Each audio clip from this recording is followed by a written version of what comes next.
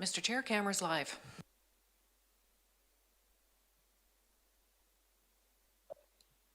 All right, if we can get everyone's video back on, we are live after an extended delay. Thanks to the IT staff for trying to get us back and going. So let's get back underway. So I believe on my speakers list, if I'm correct, and if I've missed you, I'll ask you to raise your hand. I have Director Morrison, and then Sebring, and then Wilson. So if we have everyone back in. Director Sebring. Okay, there he is. Sorry, I forgot the camera was off. Yeah, I do that sometimes and realize after 5 minutes that the chair is just a disembodied voice over the airwaves. All right, we'll resume then. I have Director Morrison next. That we've inflicted on ourselves. It would be sitting at 750,000 a year if we didn't reduce it a couple of years ago, and that's on this board.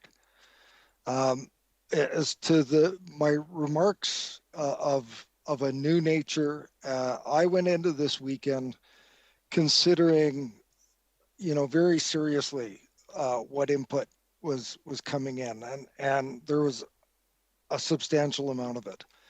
And I know that this board has made the input of our public, at the beginning of the meetings through emails, when people take the time to write to us, that we're going to read it and we're going to listen to it. And I'm not going to dissect what individuals have, what words they put in their letters and how they've chosen to put them in order. And this is about intent. So I came to the weekend, and as I've reviewed all these letters, trying to get a taste of the intent of what our community's been trying to tell us. And I want to applaud Director Yanni DiNardo for reading what she's seen and what's come into her. And I also want to acknowledge the fact that there were, even though they weren't read out in the public input period, there were a number of letters that were opposed to restoring the taxation back to the level that it was before this board reduced it. There were substantially more people that said this needs to go back to that level, an overwhelming majority, and some that said, hey, wait a minute, you're nowhere near the $5 a 100,000.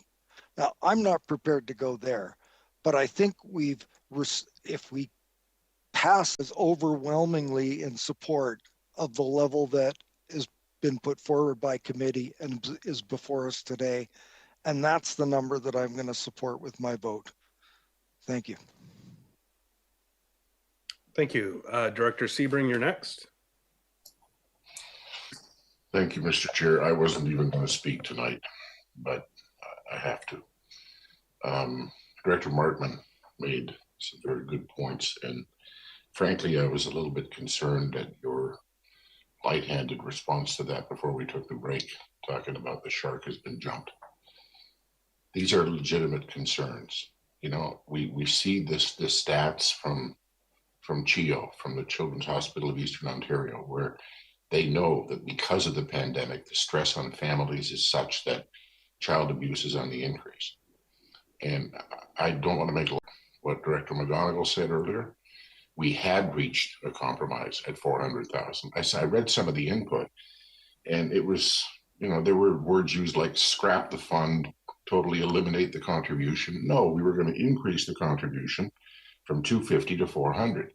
And then at the last minute, all of a sudden we said, oh, let's go to 750. I'm quite happy with the 400, but this is a concern. And I don't want to repeat myself beyond, you know my position, but I just can't countenance making light of child abuse and some of the problems that this pandemic has brought on and saying, well, that has nothing to do with this. It is all interrelated in terms of the financial pressure that some people are feeling. Granted, none of us around this table are feeling that pressure, but that doesn't mean it doesn't exist. So I'll just leave it at that. Thank you. Yeah, and to be clear, I'm not downplaying that issue at all. I think that the I've had many conversations about the challenges with mental health, and to say that we're not around this table dealing with those issues as well within our own families, I don't think is a fair statement to make, because I can tell you factually from my perspective that's not the case.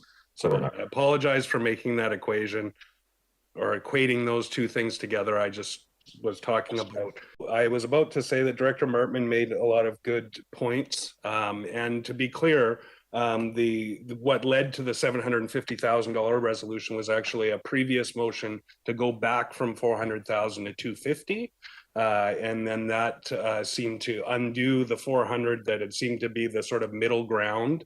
And then when that motion failed, the subsequent motion for 750 was supported by a majority of the board on a weighted vote. And that may change in today's vote, and it may not. But the reality is that that's the sequence of events. And I had actually done 2 pages worth of history and analysis of this entire discussion, and actually going all the way back to the 2008 referendum, the increases and decreases since that time in the Parkland Acquisition Fund.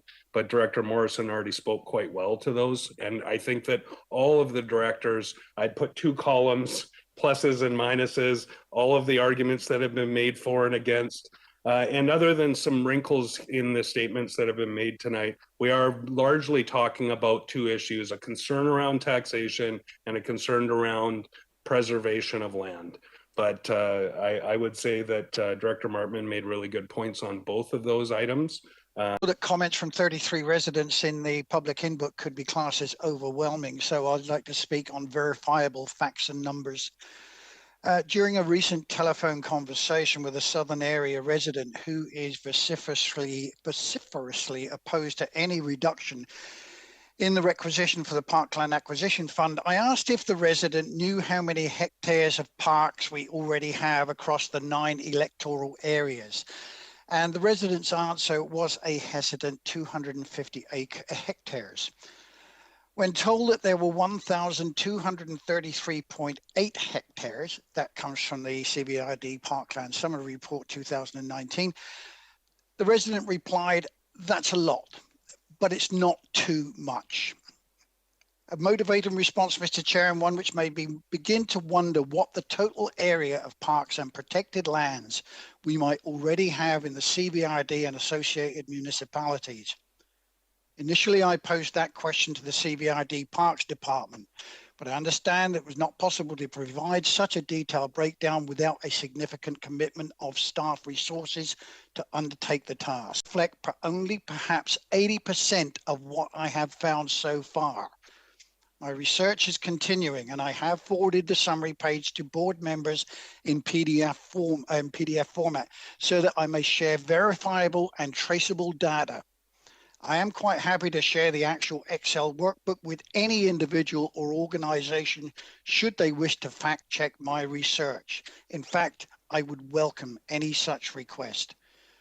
From the summary sheet, board members will see that we already have very large areas of parks and trails made up of federal, provincial, regional, municipal, community, eco-reserves and land trusts, managed forests and agricultural land reserve within the borders of our areas and municipalities, a total of 77,478 hectares, 191,448 acres, with 759 kilometers of trails. I've also forwarded Google Earth PDF images in circular and polygonal form, which illustrate the combined area of the parks and protected within the areas within the CVRD and associated municipalities. And the combined areas of the municipalities and our whole area is 350,000. I'll leave the numbers, they're all there. This means time is to minimize the tax rise impact on our hard-pressed residents. I'm respectfully asking that this board exercises restraint, Mr. Chair, restraint in the requisitioning of funds in 2021. And I freely acknowledge that there have been letters and emails in support of the fundings, but by no means in the great tsunami wave volume that I would expect to see. Thank you, Mr. Chair. Thank you very much. Sorry about that. I pushed the wrong button and shut my camera off instead of turning on my mic. Director Marsh, and if that's our final, then we'll go to the vote. Director Marsh and then Director I don't Smith. think it's necessary to say anything else. It's all been said, and I think all of our hearts know what's right for us to do, and we should call the question and see where it lands. Thank you. I did see Director Smith. Yes, I'd just like to add those Through to figures, finance? please. Through to finance, thank you. Mr. Chair, I don't know if this is a point of order. Director Marsh, it's a question through to staff. Okay, but we did receive all this answer when Director Smith emailed staff and we were all copied in. Thank you. Ms. Weiner. Through the chair to Director Smith, yes, you were correct. The reserve fund is now sitting at approximately $2.2 million. And I'd have to go back and take a quick look to see what the borrowing would be for the maximum. I don't have that readily in front of me right now.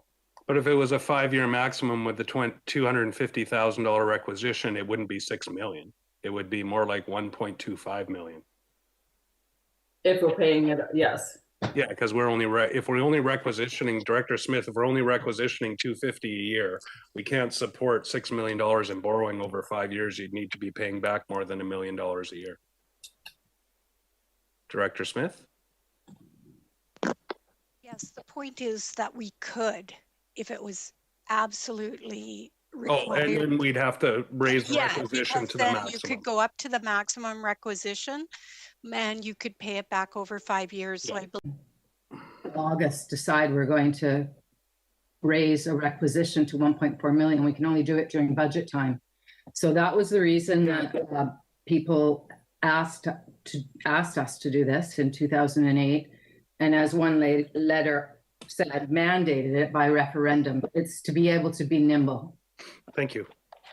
And to be clear, if something came up in August, we could do the purchase. We would have to make the budget amendment for the 2022 budget. But we'll call the question if there's no further discussion. All those in favor? And those opposed? This is a weighted vote. So we have Directors Wilson, Kuhn, Martman, McGonigal, Smith, opposed.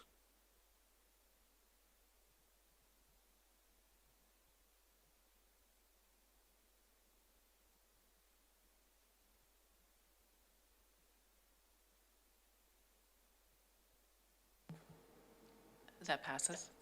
Thank you. All right, Ms. Legault. And that concludes my report, Mr. Chair. Thank you very much. Item CR2 is the report and recommendations of the Regional Services Committee meeting of January 27th, 2021. Director Salmon. Thank you, Mr. Chair. So I would like to move these 7 items as a group. Would anyone like to pull any of those?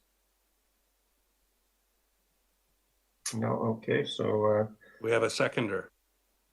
Are you going to read them out, Director Salmon, since it's a shorter list? Move these items 1 through 7. We have a seconder. Director Yanni DiNardo, any discussion on those? Seeing none, all those in favor? And any opposed? None opposed, motion carries. Ms. Legault. Thank you. Thank you, Mr. Chair. No director's reports. On to staff reports. SR1 is a report from the General Manager of Land Use Services regarding Coxsila Elementary School disposition, and the recommendation that a letter be sent to the Board of School District 79 expressing CVRD Board support for the disposition of Coxsila School, subject to the following. Ownership of Coxsila School site to be transferred to a public agency or local community group or association for the purpose of continued public use of the site, and 2, that prior to disposition, legal public access through the existing Coxsila School site be established by way of public road dedication or by way of a grant of statutory right-of-way in favor of the Ministry of Transportation and Infrastructure and the CVRD. Thank you. Director Sebring, are you moving that? Do we have a seconder? Director Yanni DiNardo, and discussion. Director Sebring. Yeah, I would just say, based on, in response to some of the public input, some folks say, let's keep it as a trade school. I know that VIU is interested in expanding their footprint in their present location and putting a trade school there in conjunction with the new high school. So if this is disposed of for something other than a trade school, that doesn't mean we lose the trade school. I just wanted to sort of Thank put that on the record. Thank you. Thank you. Director Nicholson. Thank you. I attended the school district consultation, and it was interesting. And I have because Area E was doing a review of its OCP before the harmonization modernization part got started. We'd had quite a few discussions the APC had about the Cook-Sila Business Park neighborhood and the Eagle Heights neighborhood, which was very close by. And that's an area that I think should be a priority in our land use planning for a neighborhood plan. We did do a survey of the businesses in the industrial area, and it's a very interesting area. It's very much more mixed use than it appears. There are quite a few people who live in that neighborhood, and there are also commercial things as well as light industrial. And it is it's right on top of the sensitive aquifer. So development does have to be done much more sensitively than it has been done in the past. And so I think that this is a really, the school is really an important asset in the community in the middle of this area. And it has quite a bit of green space associated with it. I really would encourage the school district not to do anything that would take it away from a public use. But what the best use is, if it is not a trade school, which I think is a really good fit for that area, I think needs to be thought through very carefully and in conjunction with a neighborhood plan. So I think that should be communicated to the school district as well. Okay. Do you feel that the motion that is moved and seconded speaks to that, or would you like to either make an amendment or a subsequent motion? Well, I certainly agree with the issue of the access, because there possibly could be a walking trail that gets you through to a trail that went along the train corridor there. So I think that part's good. I'm not sure the rest of it is strong enough.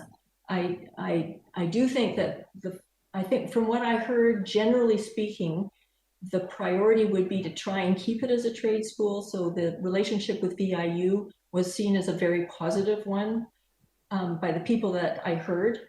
And so I think maybe that should be communicated as well, but certainly it needs to stay as a public asset, and certainly they should maybe not rush it. So maybe we could make this a priority to do a neighborhood plan for that area as part of our land use services. So I'm not quite sure how to deal with this. I would maybe put it through to staff if they have a way that they might be able to assist us. I was actually frankly quite surprised it was here and not at ESC first, but I would put that through to staff if they have any response to those statements.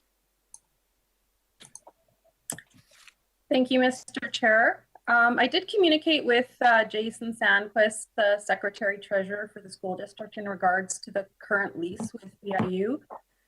The lease does run until 2023, and the school district will honor that lease. And in fact, they can't extend the lease or otherwise dispose of the property without going through a public consultation process. So they have a lease that started in 2013. It runs to 2023. They can't actually have a lease that goes longer than 10 years without going through public consultation around disposition.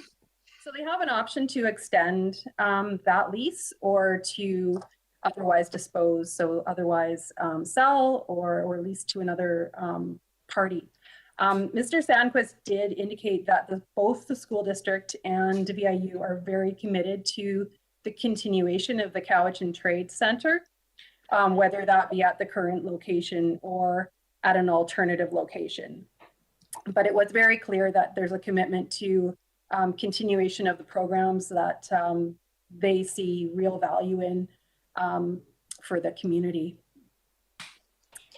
In terms of the question around neighborhood planning, really that is a question that should be posed to the community planning staff in the context of the OCP modernization process. And really what it comes down to is, you know, the priorities of the directors in regards to the work plan for the modernization process. So the staff will be coming back to the committee with a proposed work plan around modernization.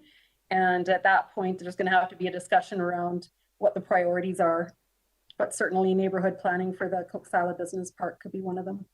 So I'll come back to you, Director Nicholson. I might suggest that a referral to EASC to discuss the bigger issue further after this motion is passed might work. I've got you on the list, Director Marsh, but I'll go back to Director Nicholson for a follow-up.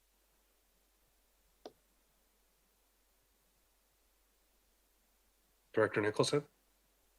Oh, sorry, I thought you were doing. No, I was going back to you for a follow-up and then I'll go to Director Marsh. I thought you might have a follow-up. No, go ahead and I'll. Okay. Okay, Director Marsh. Yes, I'm aware that Mr. David Coulson, who's been mentioned earlier in the evening and actually lives in that area, not too far away, is advocating and has some ideas for eco-industrial area. And when I saw this on the agenda, I thought, gee, I wonder if that would be a great place to put it. So if I heard Miss I'm not sure how to pronounce your last name. Kurtut, how do you pronounce your last name? Cheryl. It's Cheryl. Cheryl. Okay, I never would have guessed that. Sorry. I'm not sure, but I think I heard Ms. Cheryl say that there is an existing lease that doesn't end till 2023. That's Yes. correct. That gives us quite a bit of time to think. That's why I suggested referring it to EASC for further discussion, because they do have some time. Right, but we're all members of the board, so I would hope that EAC would take into consideration ideas. And so my thought is to speak to someone like Mr. Coulson and see if, you know, find out what is an eco-industrial area. And I mean, I know we're going to be doing that through the Environmental Advisory Committee that he now sits on, but anyway, that's it. Thank you. Director Nicholson, did you want to speak on this, or do you want me to come back to you for a subsequent motion once this one's dealt with? Well, I'm just wondering if maybe we should just refer this to the EASC and then maybe there could be a different and expanded motion that comes back to the board to consider. That could be a referral motion that's in order at any time. So I refer it back to EASC for discussion. Okay, it's seconded by Director Smith. Discussion on the referral. And it'll come back to our board after it's been through the EAS discussion. Okay, I'll call the question on the referral then. All those in favor? Any opposed? None opposed, motion carries. Thank you all for that. Moving on to verbal report from the Chief Administrative Officer. Oh, sorry, Ms. Legault, I fell into my municipal habits of being the reader of the motions. Ms. Legault. Thank you, Mr. Chair. Verbal report from the Chief Administrative Officer regarding Association of Vancouver Island and Coastal Communities 2021 Convention CVRD resolutions. Mr. Carruthers. Thank you, Mr. Chair. So this is a follow-up to a previous conversation we've had with the board about potential AVICC resolutions for the 2021 convention. Neither Ms. Legault or I have received any specific resolutions from directors. I know that Director Nicholson had posed some questions earlier today on a potential resolution regarding tree bylaws for regional districts. We also have one, and Ms. Gerald may be available to provide more detail, but we are suggesting potentially a resolution around the local government authority to deal with medicinal cannabis. There's some real challenges in the current framework. So there is one that Ms. Charles is investigating, and with the board's concurrence today, we'll begin to draft a resolution that can come back to the February 24th board meeting. But that's all I have, Mr. Chair. We've heard nothing else, and now is your opportunity to bring any forward that we may want to consider before the February 24th meeting. Thank you. I'll turn this over to the directors. Is there anyone who wants to make that suggestion to their colleagues and to staff? So Mr. Carruthers, at this point, it's just the cannabis one that you're anticipating that would be coming to the board? Okay, Director Morrison? Yeah, that's correct. Thank you, Mr. Chair. And just some context as to AVICC's approach to the resolutions process, which even at UBCM, their convention last year, the live resolutions process was problematic to say the least. We'll find out more. There's a UBCM board meeting, series of meetings next week. On Director Nicholson's suggestion about the modernization or update of the Local Government Act for regional districts, I wholeheartedly agree. This has been something we've beat the drum on for as long as I've been here, and I'm just wary in the approach that AVICC is looking for resolutions that are of a newer and pertinent nature. And after she sent the email out, I considered seriously the notion that the only really sort of new way we could approach a resolution like that would be within the context that we have a new majority provincial government. That the last time this was put to them, I believe they were in a minority position, and the answer was just simply no, they weren't going to embark on that process for regional districts. There could be the approach that it's a new majority government and they have the ability and the time to undertake such an exercise. So if we were to do that, I would suggest that that staff would work with the directors, or staff would work on formulating a resolution that was very clear and concise, that took into account the previous resolutions and asks of the province to do that. I wholeheartedly support the medical cannabis issue in that we're still left holding the bag on all the ancillary issues that surround that, and some clarification would be helpful. So there's two, and I hate to ask Director Nicholson the second one on your list. It just escapes me at the moment. There was a second one. Are you the tree cutting one involves changing the Local Government Act? Is that the one you were referring to? No, but thank you for that. No, the tree. I think there was a. Yeah, I certainly. Yeah. There was a suggestion, and I did reply to Director Nicholson. There was a suggestion about the ability of local governments and to have a tree cutting bylaw, but maybe even have the ability to move into some of the private managed forest land regulatory regime and be able to have some influence on some of the conduct and behavior in those. We have received flat out no's from the province on those before.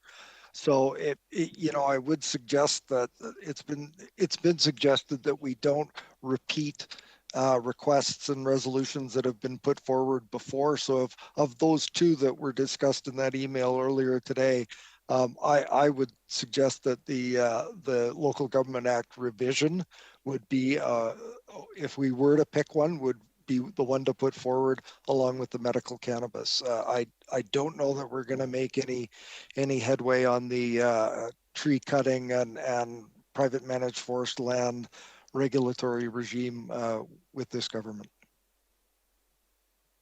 Thank you. I do have Director Smith and Marsh. I've been nodding at you, Director Marsh, but I don't think you were seeing me. So I believe that if the medical cannabis issue is, and somebody's mic's on who's shuffling papers, but the medical cannabis issue is a local government wide. It's not just a regional district issue. And I know the Local Government Act issues are more prevalent in, obviously in the regional district as well. So we have 2 on there so far, and I have Director Smith and then Marsh. Yes, I did send in one on the 29th of January, and it was just, and it may not be something that we can bring forward, but I think that the province of BC worked towards a way of subsidizing renters insurance for low-income residents or those in special circumstances based on the fire on Lewis Street. This was an opportunity for assistance for those if they had their own insurance. Then it would be an insurance broker that would step in and assist them. And if there's a way of moving that forward, that would be something that I would like to support. I would have to put that through to staff. I'm not sure that's a local government responsibility, and legislatively we are tasked with emergency response to things like those, like the fire on Lewis Street, but I don't know if staff can help us here. Yeah, I would have to do some research, Mr. Chair, into that issue. I understand where Director Smith is coming from in terms of the impacts of that fire on those residents. What I can tell you is that we are getting down to 2 weeks for the next board agenda, and I have to have the agenda items in next Tuesday. So doing research, that's why we had asked the directors to, and I appreciate that Director Smith had brought that forward on the 29th, but there's a fair bit of work that needs to go into researching these, developing the background material. So I would just suggest to the board that we try and keep fairly concise. We are down to the 11th hour now in developing these resolutions, and in order to do a good job, we need to do a fair bit of research, and both in terms of what's already been passed by the UBCM, and I appreciate Director Morrison's suggestion. I've been going to UBCM for 20 years, and I've heard that item come up time and time again. I'm not sure whether it meets the criteria in terms of the number of times that issue has been brought forward to UBCM, but I'm certainly willing to take another stab at it if that's the board's preference. Okay, I'll go to Director Marsh, and then I've got some comments. I think I saw Director Salmon as well. Okay, thank you. Thank you, Mr. Chair. Further to what Mr. Crothers and Director Morrison were talking about, I think that another piece of the argument for looking at the Local Government Act could be, I don't know when it was last done, but the whole climate change and species extinction was not thought of at that time. I mean, we all know that we're, according to some scientists, 30 years ahead than we thought we would be. And so given that, and given that one of the best mayors BC's ever had is now the Minister of Municipal Affairs, I think this would be a good time to try that one again. And bring in the climate and the ecosystem collapse and all of those kinds of things, so that perhaps we could have a little more power locally. Thank you. Thanks. I'm struggled here how we're creating a list here. I've just heard from the CAO that we don't have time to research this, but then we're going around the table and asking for more resolutions. So I'm just not sure the point of having this on the agenda if we weren't looking to support these, especially considering that one of them was sent in 11 days ago. If I can, Mr. Chair, I'm not aware of the one that was sent in 11 days ago. Ms. Legault doesn't have it, and I'm not aware of it. And if that slipped through the cracks, certainly my apologies. We were hoping that we would have received some ahead of time and we could discuss it tonight to get confirmation. So we brought forward the one with respect to the medicinal cannabis to get the board's approval to move ahead on that one. And Ms. Cherolf has already started working on it ahead of time because of the amount of time it takes. So I wasn't anticipating any coming from the floor today. I was really wanting to discuss the ones that were in front of us and get some concurrence on it. But certainly if there's something pressing that the directors and the board want to move forward on, then we will pull out the stops and do the research and develop the resolution. I've just been very cognizant of Director Morrison's direction as the president of AVICC that they're not accepting a large number of resolutions this year simply because of the format. And so that we were trying to be very, using our discretion and being very conservative in terms of putting resolutions forward. That's all. Thank you. And now I've just looked up the email. Unfortunately, I thought the direction was to send it to Ms. Legault. It was sent to myself and the board, but nobody on staff. So that's why staff haven't looked at it, because they didn't receive it. So again, it seems like I need to look at the emails, and if they're not sent to the right people, forward them along. So I apologize, Director Smith. Nobody on staff was aware of that email because it wasn't sent to staff. But the direction I thought I understood was to send them to Ms. Legault. Was that not what we were anyway? Okay, and so I'll go through the speakers list. I just Director Salmon. Yeah, thank you. Just very briefly on the tree cutting, has it been tried without application of private managed forest land? Maybe Director Morrison or Mr. Carruthers. I believe so. Yes, Mr. Chair, there's been two subsequent resolutions, 2009 and 2019. And they were both basically responded to by the province to say that we currently do have, regional districts do have their powers within their development permit areas to regulate tree cutting, and that they weren't interested in pursuing that at either one of those times in 2009 or 2019. Okay, thank you. Okay, did I miss anybody? Because I just want to make sure that I've got this covered. And then, so what is the direction that the staff is looking for? A resolution from the board to pursue whatever resolutions are moved forward here? Yeah, so we're looking for concurrence on the medicinal cannabis for us to work on that and bring that forward to the February 28th board meeting. And then other issues if the board wants us to investigate going forward. Director Marsh, I just want to be clear. You wanted to, your idea was about addressing the impacts of climate change through amendments to the Local Government Act, or just something that we can make into a motion? It wasn't separate from Director Morrison's motion about amending the Local Government Act. It was just another argument for why this might be the time. Okay. Okay, so that would be folded into the revisions to the Local Government Act. Yeah. Okay. All right, Director Nicholson. I think that's a big topic, and I think it may require a little bit more work than we have time for, perhaps. And it is really about modernizing the Local Government Act if we start to talk about climate change and so forth. And if I recall, our lawyer, Don Lidstone, had some thoughts on this topic as well. So yeah, I don't know if staff would be able to pull it off. Can I make a suggestion that maybe that's something we do for our UBCM resolutions? That'll give us more time to research it and get it to the big table right away, rather than trying to cram this into AVICC and maybe taking some wind out of those sails.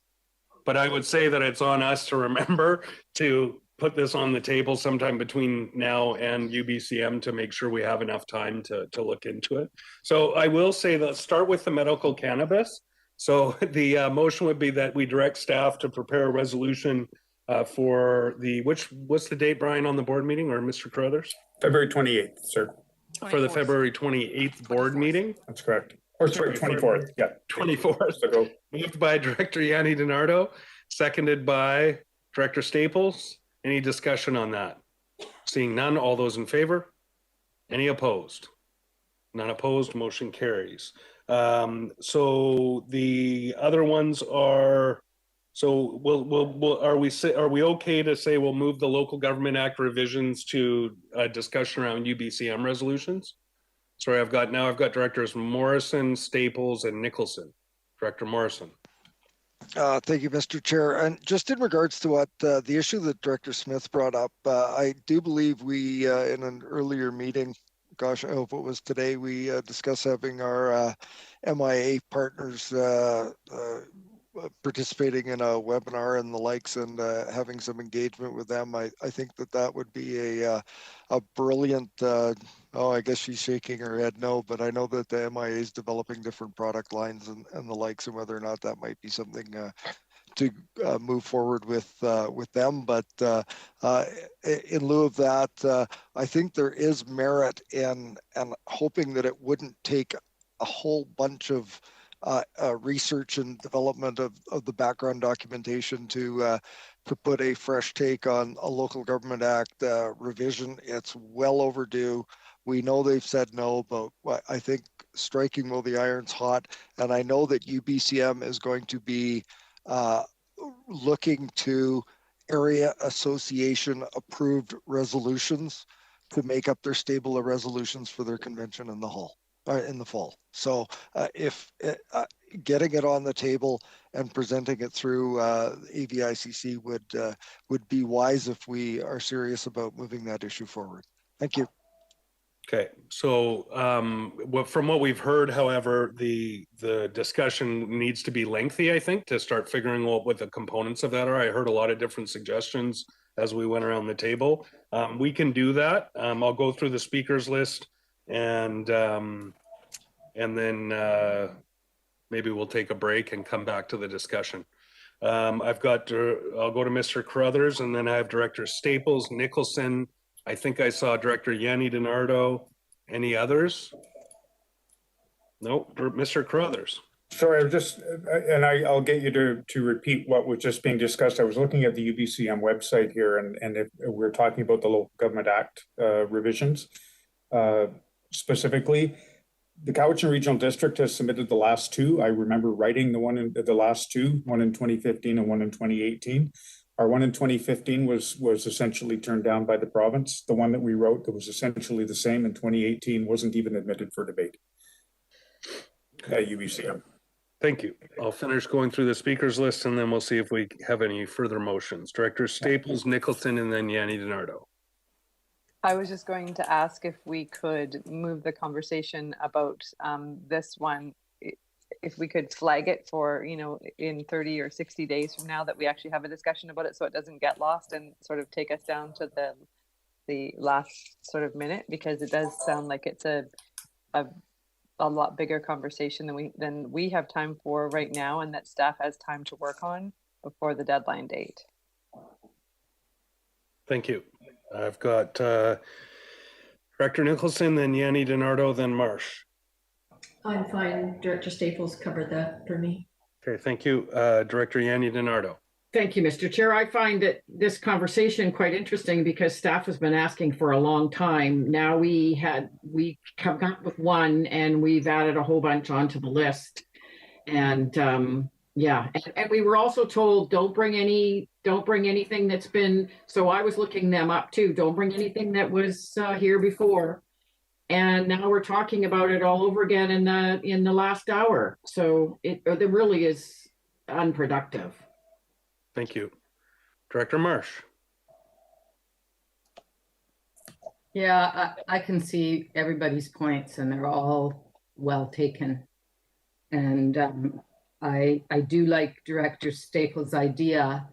And, maybe at that time that we set aside, we could hear a little more from Director Morrison, who's been so involved in AVIC, whether because of COVID and all the extra work that everyone, especially our staff, have been doing, whether UBCM, given they now have a Minister of Municipal Affairs who was a mayor, would allow it. And they may not, but they may.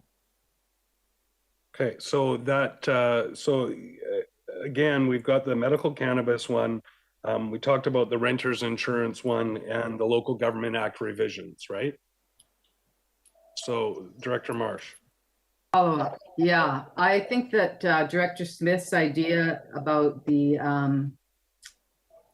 help for people with insurance, although it's been a long time since I've been a renter, so I don't know how much it is, but it used to be like $19 for the contents or something.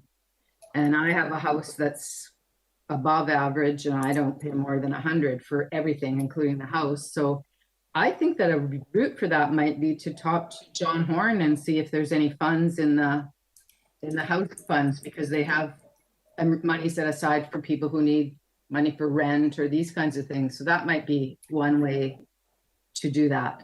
And if there isn't, then maybe we'll do that next year. Okay, thank you. So I'll look for a motion. Did I miss anyone on the speakers list? So I'll look for a motion. I don't know how to form motions out of what we've heard. So if there's a director that wants to make a motion, we can entertain it and move the agenda forward. Just want to remind folks, if you're not speaking, to please mute your microphones. Director Yanni DiNardo. So I would like to move, did we already discuss the cannabis one? Is that one not on the table? That's passed. Okay, thank you. Okay, that's all I have. Okay, anyone else? Okay, I'm not seeing any resolutions. Director Staples, did you want to make a motion to discuss local government act revision possibilities? Does it have to be a motion, or can it just be a reminder for staff to bring that forward in a couple of, like, I'm asking staff, I mean. We used to Does do it have that to be- municipally, and then we found that if we didn't make resolutions with a date on it, it might get forgotten, but if we can put it So through if to we can staff. just say, can we say then, can we have would be a motion to bring topics for discussion about UBCM resolutions to the board by, I don't even know what month it is anymore, January, February, March, like April or May, so that we have enough time? I'm not sure what the deadline is, but for discussion. I'd put that through to staff. It's in June. I think May would be a reasonable time. It would give Okay, us so May a then. lead time. Yeah. So the motion. And I'm not Sorry. going to say anything about a specific motion, just UBCM in general. Just UBCM. Thank you. Thank you. Director Sebring? Yeah, no, just a reminder, we're not meeting in August, so don't put the deadline at the end of July, because then we're crunched up against the deadline again. End of May is good. Thanks. Yeah. So it would be a motion to bring UBCM resolution discussions forward to committee in May. And that's moved by Director Staples, seconded by Director Sebring. Any discussion? Seeing none, all those in favor? Any opposed? None opposed, motion carries. Any further resolutions or motions on this item? I don't think I'm seeing any, so we'll move on. Ms. Legault. Item SR3, staff report from Economic Development on Thetis Island last mile connectivity funding opportunity. The recommendation, one, that a letter of support in principle be provided for the Strathcona Regional District and the Connected Coast project for efforts to secure all necessary permits within the CVRD, including identification of best sites, design, and tenure agreements for landings, points of presence, and rights of way. And two, that a letter be sent in support of the City West applications to the Federal Universal Broadband Fund and Provincial Economic Recovery Intake Programs for construction of last mile fiber to the home project on Thetis Island, with the understanding that funding beyond the 90% threshold will be provided by the community to be served, subject to elector approval for the establishment of a new service and negotiation of required partnership agreements. Thank you. Director Smith, you moving it? Yeah, this is a really awesome project, by the way. Seconded by Director Yanni DiNardo. Any questions? Director Sebring. Yeah, it looks brilliant to me. I don't fully understand it. When I look at the staff report, this is financial considerations, community financial contribution beyond the 90% estimated at 240,000, subject to successful service establishment and voter approval. And then it talks about a proposed revenue sharing model. And I just don't get where that money would come from and how this thing is envisioned to work. I mean, I love the idea. Let's expand the broadband, but maybe I didn't read the Strathcona report properly, but I don't get it. So yeah, I'll put it through Mr. Carruthers, or is there someone else on your staff that would be able to explain it, Mr. O'Riordan or yourself? Yeah, we'll let Mr. O'Riordan do it. Yeah, I could give you a little bit of a background if you like. Yeah, as concise as you can. Okay. So yeah, mid-January, Strathcona Regional District and City West staff came to the CVRD seeking support for a grant application to deliver fibre to the home project on Thetis Island. So staff brought this to Area G Director, and we brought this to relevant stakeholders on Thetis Island, and then later on brought it to a town hall on Thetis Island. But maybe to kind of get to the point in terms of the overall application, Strathcona Regional District is looking for a 10% community support to fund this project, so a community contribution in order to get this grant funding. But they're proposing that there is a revenue sharing model that could support that. So the 10% community fund would likely come from a establishment of a local service area.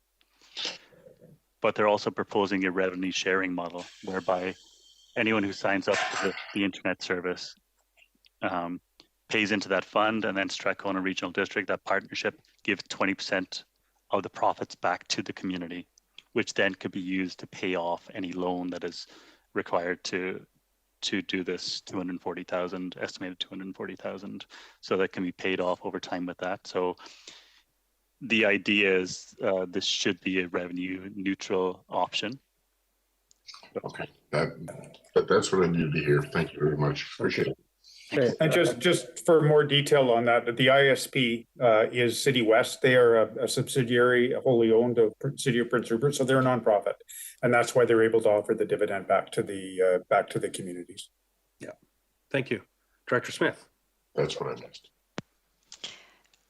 I would like to thank the staff for the amount of meetings that we've been through in I don't know how many few days and how many things have been arranged. It's just been amazing.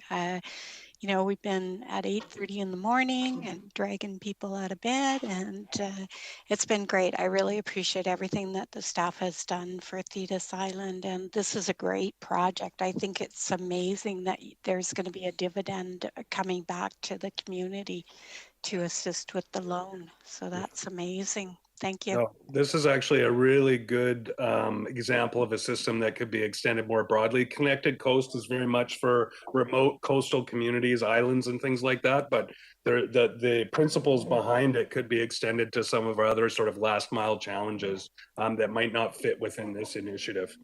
Any further discussion? Seeing none, all those in favor? Any opposed?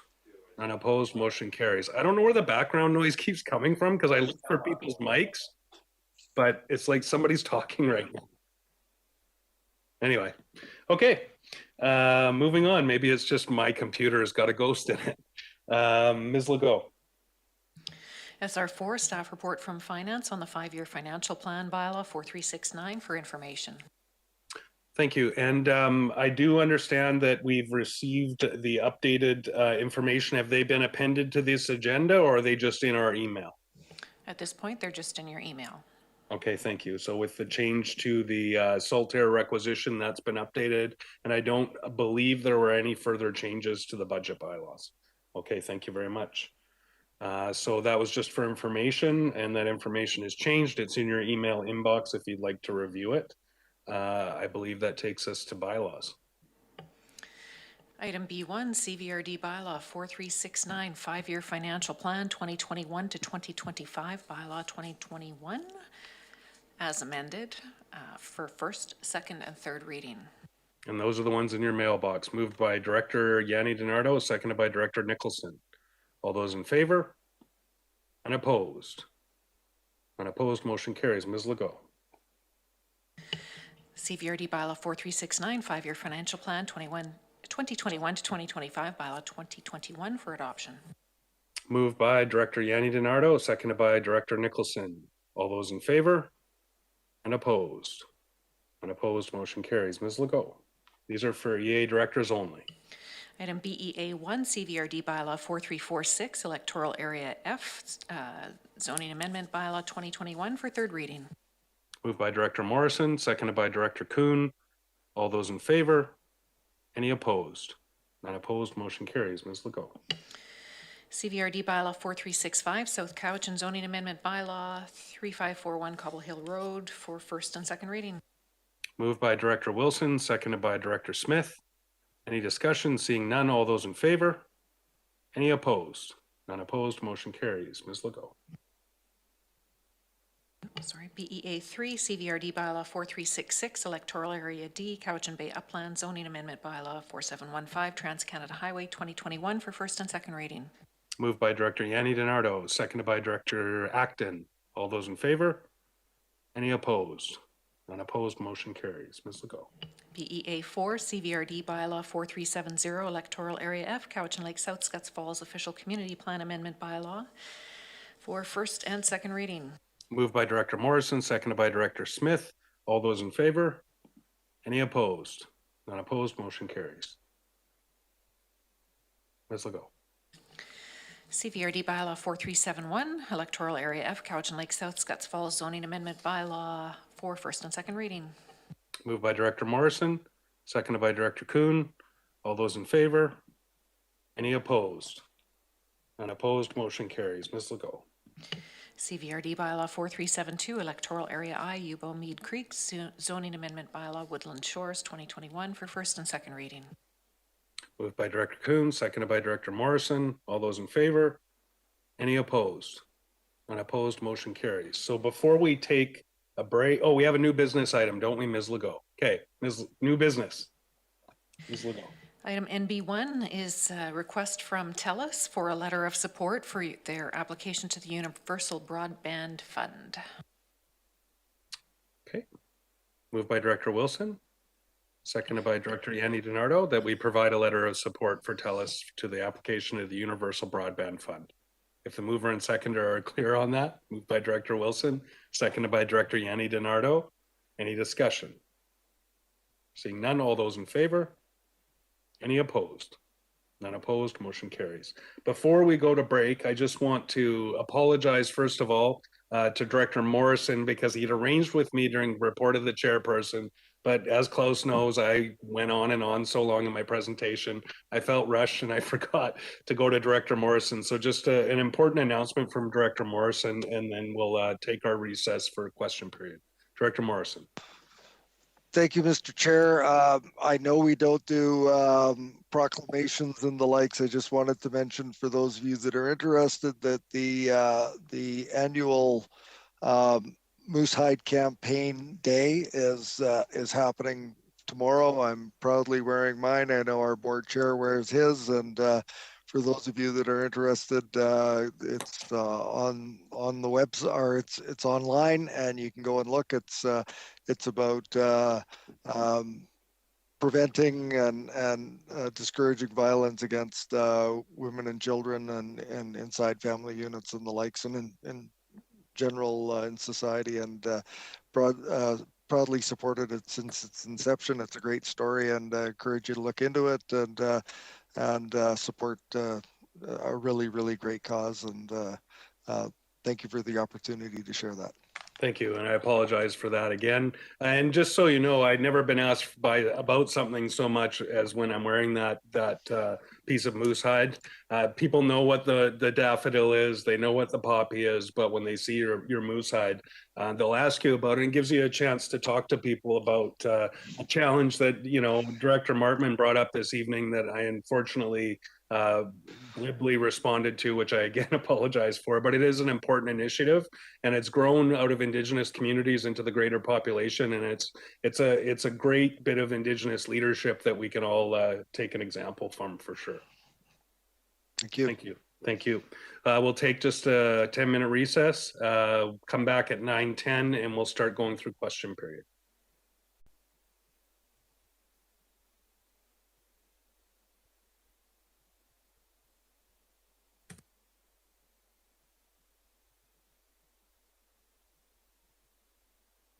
Cameras live. All right, so we're resuming and we're on to question period. Ms. Legault, questions this evening. The first item is from Dorothea Siegler. Thank you for the opportunity to watch the meeting. There were some technical issues. When we heard that TELUS was presenting something today, we formulated a question which follows here. As a community of concerned citizens proposed communication infrastructure, specifically antennas or cell towers, we require transparency. Because tech is changing rapidly, what we have before us is an upcoming decision: fiber optic connection versus Wi-Fi. Communication experts and health experts are recommending fiber optic as it is faster, safer, and more secure than Wi-Fi. Would any new infrastructure compromise grants if our community decides to go for fiber optic? Any new infrastructure should include time for public input given the health concerns of cell tower or Wi-Fi exposure.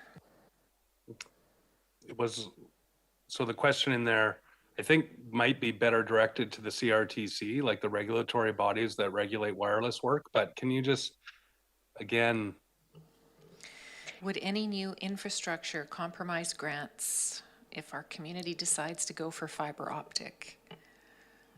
I'll try and answer that the best I can. I know a lot of fiber optic installations by the telcos are connected to other wireless technologies, and it's like comes as a bundle. Those aren't grants, though. Those are private enterprises regulated by the CRTC putting in what they see as required infrastructure. I'd be happy to follow up with the person if you want to forward me that message, and I'll see if I can direct them to a more appropriate person to answer that question. The next submission is from Bernard Yearlink. Mr. Chair, now that you brought up the soil deposit bylaw in the report of the chairperson, my question is, when will the public have a chance to have input in the revision of the soil deposit bylaw? I'm sure that Mr. Yearlink will be one of the first to know. I know that staff are working on it at this time. Because I don't know when it's going to be coming back to the board, I can't say when we'll be able to engage people on it. But I know Mr. Yearlink will be watching us closer than anyone else. And there's a few people around our table that will make sure that he's informed when the opportunity arises. And the third and final. And I just, sorry, as a follow-up, a spiritual successor to Mr. Evans finding a way to get his question in because I brought it up in my presentation. The third and final submission for question period is from Susan Kaufman, Satlum. Good evening, Mr. Chair. With the repeated interruption of the live feed tonight, it is unfortunate that virtual public participation of public and public input and question period is not yet enabled. Question 1, I have no idea what the vote was on Function 285 Parks Acquisition Fund. Could you relay the motion, if the motion was amended, and what the final vote was? The motion as presented passed. And follow-up of what I did hear, I was very concerned by the suggestion, if I heard correctly, that the CVRD has enough parks. The CVRD has a mandate from the public. If that is to change, should the CVRD not go back? If that is to change, should the CVRD not go back to the public? Yeah, I can appreciate that perspective, and there's varying perspectives around the region. I appreciate Ms. Kaufman's perspective as being one of them. The referendum actually authorizes to tax up to a certain amount. I appreciate the perception or the position for those who support the regional parkland acquisition, that in their mind, we should be taxing as per the referendum, but the referendum was to have the authority to tax up to a certain limit. And in my experience on the board, we've never taxed to the limit.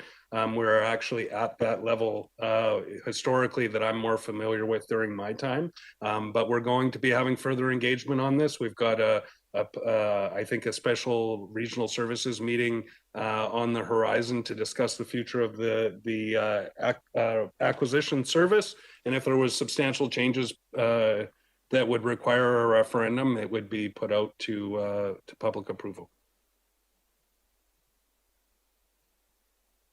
And that concludes question period. Thank you all very much. I know it's been a long haul for all of us over the last year, and especially through this budget process. I know that there's a lot of different positions around the table, and I appreciate that we can move forward now onto the next most important things on our agenda, which is whatever comes at our next meeting. But thank you all for the largely good humor today. I was impressed that although we're all very passionate about our perspectives, that we all kept it civil and did our best. I'll ask for a motion to adjourn. Moved by Director Sebring, seconded by Director Yanni DiNardo. Is that good night? All those in favor? Sorry, you can speak if you like, Kate, but I'm doing a motion right now and I appreciate that, but go ahead. We are adjourned, by the way. The motion carries. Go ahead, Kate. I just wanted to thank all the chairs and the vice chairs for guiding us through what I would say was one of the toughest years that I've ever had in local government. And, you know, I just want to thank all of you.